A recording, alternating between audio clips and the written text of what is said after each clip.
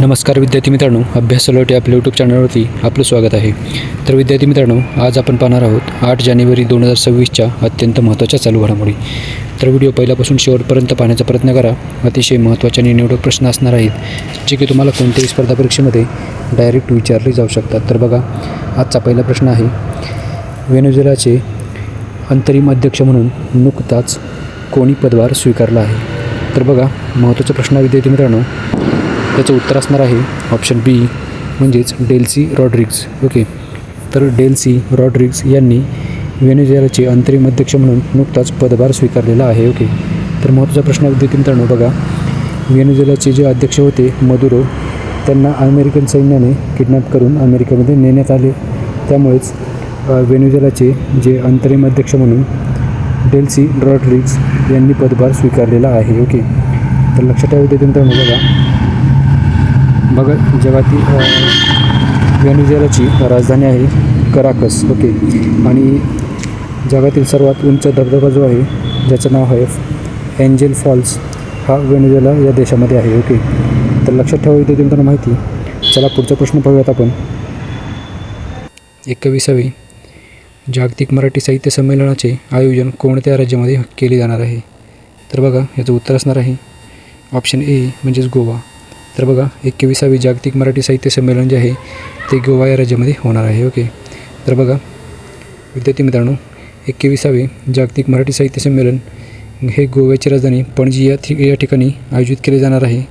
आणि हे संमेलन 9 ते 11 जानेवारी या काळामध्ये पणजीमधील कला अकादमी येथे होणार आहे. तर लक्षात ठेवा. प्रश्न क्रमांक 3 बघूयात आपण. दुसरे खेलो इंडिया बीच गेम्सची सुरुवात कुठे होणार आहे? तर बघा, याचं उत्तर असणार आहे दादरा आणि नगर हवेली आणि दमण आणि दीव. ओके, तर बघा विद्यार्थी मित्रांनो, नुकतीच जे दुसरे खेलो इंडिया बीच गेम्स होणार आहेत ते दादरा आणि नगर हवेली आणि दमण आणि दीव या ठिकाणी होणार आहेत. ओके, तर बघा पुढचा प्रश्न बघूयात आपण. प्रश्न क्रमांक 4 आहे, तैमूर हे क्रूज क्षेपणास्त्र कोणत्या देशाने विकसित केले आहे? तर बघा, याचं उत्तर असणार आहे विद्यार्थी मित्रांनो पाकिस्तान. तर पाकिस्तानने तैमूर हे क्रूज क्षेपणास्त्र विकसित केलेले आहे. ओके, तर विद्यार्थी मित्रांनो चला पुढचा प्रश्न बघूयात आपण. प्रश्न क्रमांक 5 आहे, सूर्यास्त्र हे प्रगत लांब पल्ल्याचे रॉकेट लॉन्चर प्रणाली भारताने कोणत्या देशासोबत मिळून विकसित केली आहे?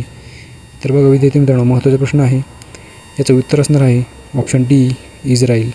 तर इस्रायल आणि भारत या दोघात मिळून संयुक्त सूर्यास्त्र हा जो लांब पल्ल्याचे रॉकेट आहे ते भारत आणि इस्रायल या 2 देशांनी विकसित केलेले आहे. ओके, तर लक्षात ठेवा विद्यार्थी मित्रांनो, बघा सूर्यास्त्र हे प्रगत लांब पल्ल्याचे कॅलिबर रॉकेट लॉन्चर सिस्टीम जे आहे ते भारताने इस्रायलसह संयुक्तपणे विकसित केलेले आहे.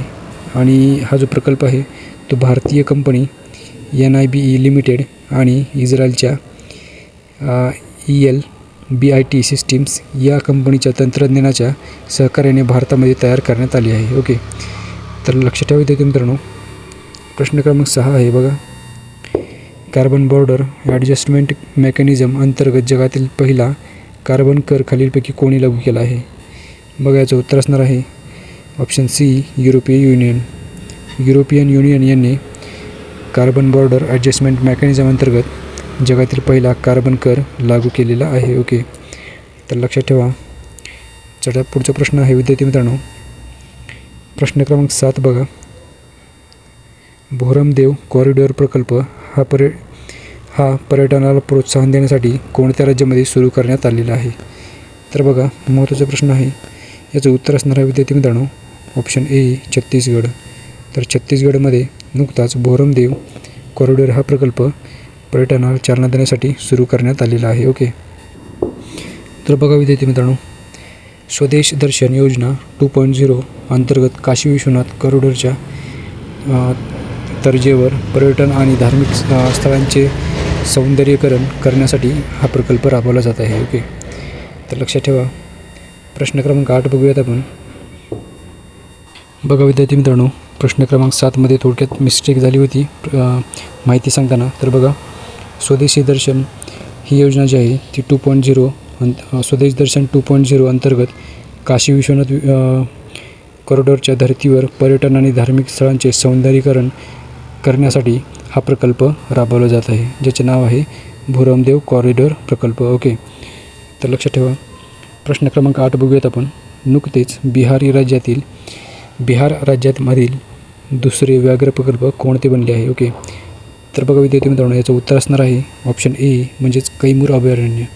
तर कैमूर अभयारण्य हे बिहार राज्यामधील दुसरे व्याघ्र प्रकल्प बनलेले आहे. ओके, तर बघा विद्यार्थी मित्रांनो, हा जो प्रकल्प आहे तो वाल्मिकी टायगर रिझर्व नंतर राज्यामधील दुसरा व्याघ्र प्रकल्प होणार आहे. ओके, तर पहिला प्रकल्प कोणता आहे? तर त्याचं नाव आहे वाल्मिकी टायगर रिझर्व. ओके, तर चला पुढचा प्रश्न बघूयात आपण. प्रश्न क्रमांक 9 बघूयात आपण. यक्ष ॲप हे गुन्हेगारांचे स्थान, हालचाल आणि आवाज ट्रॅक करण्यास सक्षम असलेले AI आधारित ॲप कोणी लॉन्च केले आहे? तर बघा याचं उत्तर असणार आहे उत्तर प्रदेश पोलीस. ओके, बघा तर विद्यार्थी मित्रांनो, उत्तर प्रदेश पोलिसांनी नुकतेच यक्ष ॲप हे गुन्हेगारांना ट्रॅक करण्यासाठी लॉन्च केलेले आहे. ओके, तर लक्षात ठेवा विद्यार्थी मित्रांनो, महत्त्वाचा प्रश्न आहे. ओके, तर बघा विद्यार्थी मित्रांनो, प्रश्न क्रमांक 10 बघूयात आपण. सावित्रीबाई फुले जयंती दरवर्षी केव्हा साजरी केली जाते? याचं योग्य उत्तर असणार आहे ऑप्शन नंबर 3. ओके, तर म्हणजेच 3 जानेवारी रोजी दरवर्षी आपण सावित्रीबाई फुले जयंती साजरी करतो. ओके, तर लक्षात ठेवा. भेटूयात आपण उद्याच्या व्हिडिओमध्ये. धन्यवाद.